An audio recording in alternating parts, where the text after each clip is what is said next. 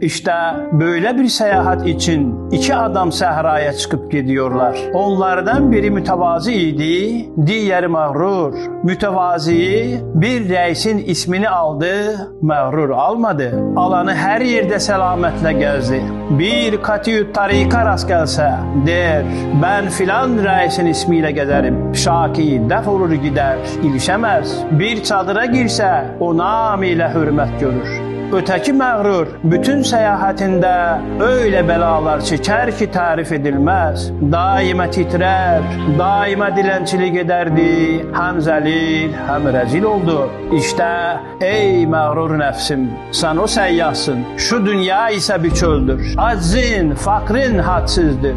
Düşmanın, hacatın nihayetsizdir. Madem öyledir, şu sahranın Malik-i ebedi ve Hakim-i ezeliyesinin ismini al. Ta bütün kainatın dilenciliğinden ve her hadisatın karşısında titremeden kurtulasın. İşte bu kelime öyle mübarek bir definedir ki